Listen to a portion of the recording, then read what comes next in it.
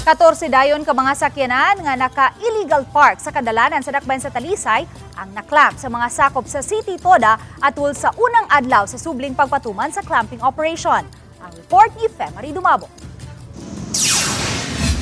Gisugdan ang rekorida sa mga sakyanan sa City of Talisay Traffic Operations and Development Authority nitong Lunes sa buntag. Pagpaibaw nga ipatuman na ang clamping sa mga nag-illegal park. Sa pagbalik na sa mga personal sa City Toda sa National Highway habig sa Barangay Lagtang, upat ka mga sakyanan ang giklaman dayon. Samtang duha ka mga sakyanan ang nakalingkawas human mipatimaw dayon ang nagmaneho niini.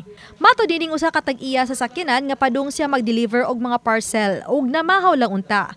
Nakasabot man sa pagpatuman sa clamping operation apan awhag niya. Permente na traffic, ma'am. Permente na gina traffic ari.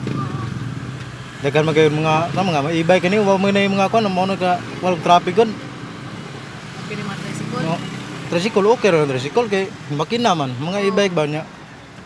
Hinay binam dagan. Wala rehistro. Wala rehistro. Wala lisensya. Wala sa lisensya ni mabanggaan na to diha kita pa sa ikuha ba. Atbang man mo. Wala ka nakadungog nga nagkuha sila, sila. Wala.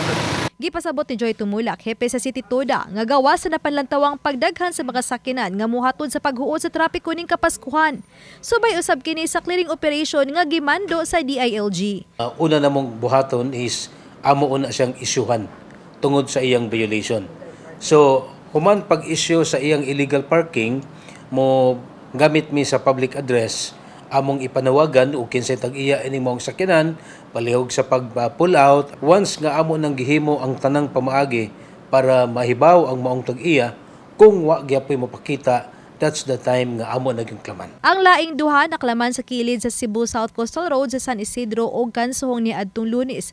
Mato ni Tumulak nga 8 ka mga sakyanan ang naklaman sa unang adlaw ug gahapon lang laing unom usab ang naklaman. Tag-usa ka libo ka pesos ang multa sa maklaman nga sakyanan. Tipik niini ang 500 pesos sa illegal parking ug laing 500 pesos alang sa clamping. Kundi kini masikaso sud sa duha ka adlaw, ito ang sakyanan ug impound. Sagad sad mahitabo ang disgrasya kanang magpataka lang og parking, unya kana pang magpataka og parking panahon sa gabi, delikado pug kayo panahon nga dunay simbakon dunay sunog. So usa sad na siya sa atong gingusgan ang pagpahigayon og clamping operation. Obani Godfrey Relien, Femari Dumabok. Balitang Bisdak.